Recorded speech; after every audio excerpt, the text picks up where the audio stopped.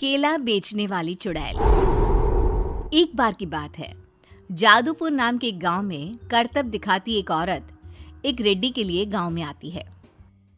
आइए आइए मेहरबान कदरदान, खाइए रोहड़ा के ताजे ताजे केले। कभी खाए नहीं होंगे ऐसे केले, पीले पीले केले खाइए।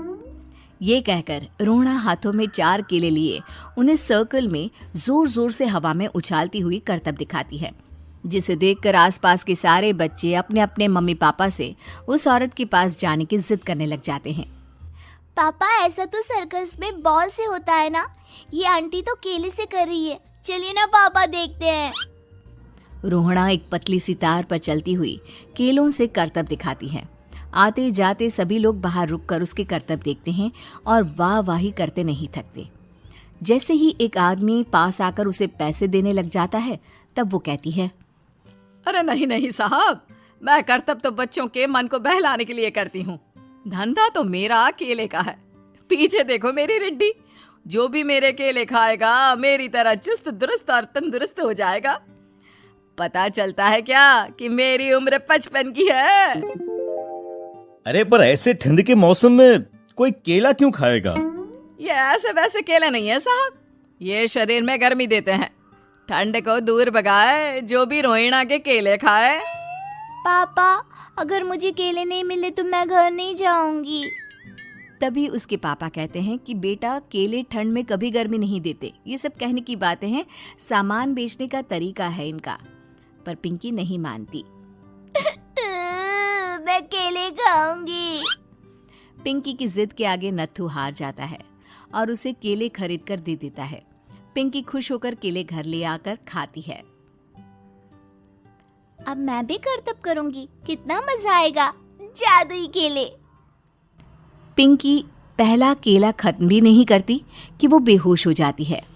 दूसरे केले से एक काला धुआं आता है और रोहड़ा चुड़ैल बनकर बाहर निकल आती है। मेरे भूतिया केले बच्चे न खाए, ऐसा हो ही नहीं सकता। जादूपुर वालों, कब तक बचोगे?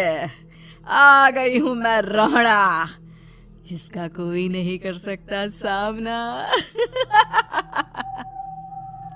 रोहड़ा पिंकी को गोद में उठाकर काले धुएं में कहीं गायब हो जाती है। शाम के वक्त नत्थू घर लौटता है और पिंकी को घर में ना पाकर उसकी माँ से कहता है, माँ पिंकी कहाँ है? अरे बेटा, उसे तो तू सुबह करतब दिखाने ले गया था ना, फिर कहाँ वापस आए तुम दोनों? मुझे लगा तू उसे अपने साथ मंडी ले गया होगा। हे भगवान, मेरी बच्ची कहाँ गई? मैं उसे घर ही तो छोड़कर गया था माँ। नत्थू गांव के घर कोने में अपनी बेटी को ढूंढता है, पर उसे वो कहीं नहीं मिलती। परेशान होकर आखिर रो रो कर नत्थू हिम्मत हार कर घर लौट आता है। अगली सुबह रोहड़ा फिर से करतब दिखाने आती है और इस बार पिंकी की तरह रोनी केले खरीद लेता है। 50 रुपए दिए थे पापा ने, सारे पैसों की मैंने केले खरीद लिए हैं। अब मैं भी आंटी की तरह ही करतबबाज बन जाऊंगा। यही सोचते हुए रोनी केले खाता है और पहला अकेला केला आधा खत्म भी नहीं करता कि चुड़ैल उसके सामने आ जाती है। मेरे साथ चलने का समय आ गया है रोनी। ये तो बस शुरुआत है। अब इस गांव के सारे बच्चे धीरे धीरे मेरे कब्जे में होंगे, एक बच्चा भी नहीं बचेगा। ये कहकर रोनी को गोद में लेकर काले धुएं में अदृश्य हो जाती है। इसके बाद हर रोज गांव में से कोई ना कोई बच्चा गायब होता, पर ऐसा क्यों हो रहा है किसी को भी समझ में नहीं आ पा रहा था। रोज की तरह अपनी बेटी पिंकी की तलाश में नत्थू गांव के एक तालाब के पास बैठा रो रहा था। कहाँ गई मेरी पिंकी? शकुंतला के जाने के बाद एक वही तो मेरा सहारा थी। अरे उसकी आत्मा कोस रही होगी मुझे कि मैं अपनी बच्ची को संभाल भी नहीं पाया। नत्थू ये कहता हुआ रो ही रहा था कि तभी तालाब में से उसे शकुंतला की आवाज सुनाई देती है। कहाँ थी तुम शकुंतला?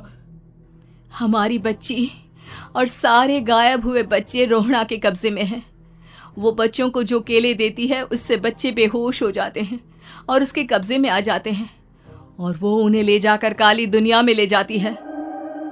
पर वो ऐसा क्यों कर रही है? ये मैं नहीं जानती, पर उस दुनिया का रास्ता मैं आपको बता सकती हूँ। जहां ये नदी खत्म होती है वहां एक केले का पेड़ है, उसके नीचे एक दरवाजा है, वहीं से रास्ता जाता है उस दुनिया का। ये कहकर शकुंतला की आत्मा गायब हो जाती है। गांव के सभी लोग झुंड बनाकर उसी रास्ते से काली दुनिया में चले जाते हैं और वहां देखते हैं कि सारे बच्चे वहां काम कर रहे थे। पापा मुझे ले चलो यहाँ से। पापा पापा।